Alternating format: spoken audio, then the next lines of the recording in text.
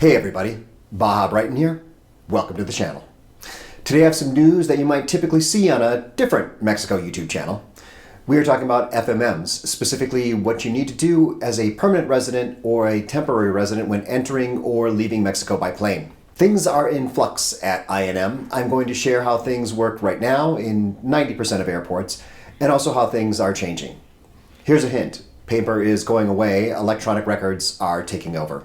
And I'll be the first to admit that when Q RuPaul makes a video about this, he's going to have the information 100% correct, whereas I'm going from a collection of internet rumors and my recent experience traveling in and out of Mexico. I'll also admit that Q RuPaul rocks the bald head better than I do. And I also want to thank Mariana at the Mexico Relocation Guide, as her team seems to have the most up-to-date information available. I'll link to her website below. So let's start with the way it's always been and the way it continues to be at most Mexican airports as of August 2022. It's not completely clear what exactly is changing, but I'll point out the parts that we know are changing. When you come in by plane, you'll fill out the paper FMM form and the custom form on the airplane. This is where you give them your passport number, airline information, where you're staying, etc. I think this will remain the same at least through the end of 2022.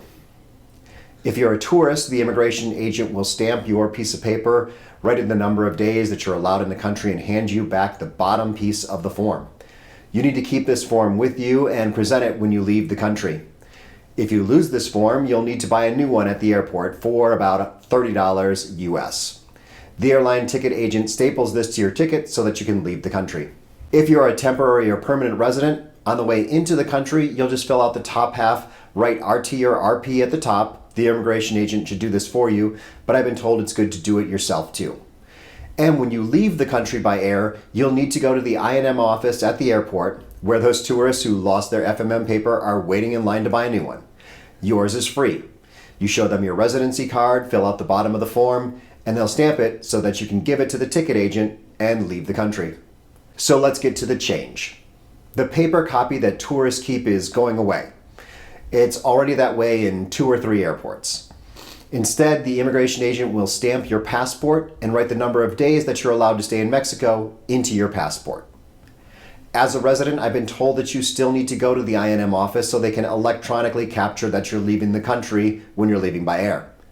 I'm guessing that this will be going away because they should be able to get that information from the airlines. But this is what I've been told so far. At least there won't be any tourists in the line. When I left through the Cabo airport this week, the INM agent said that he didn't know how things would work in the future, but the ticket agent said that we'd still need to visit the INM office when we leave. One more thing that I learned this week is that you can scan your passport into the INM system online to create an FMME or Electronic FMM. When I did that, it showed my recent flight into Puerto Vallarta, but it didn't have information about my flight out of Cabo. I think the Puerto Vallarta airport is one of those early adopters. But one note, I didn't notice anything different when I flew in. I learned about this website through the Mexico Relocation Guide, and I'll have a link to the website in the description below. I hope you found this video helpful. If you did, please give it a thumbs up, and check out my video up here about how residents can save money on airfare, or check out the real Q RuPaul down here. And until next time, hasta luego.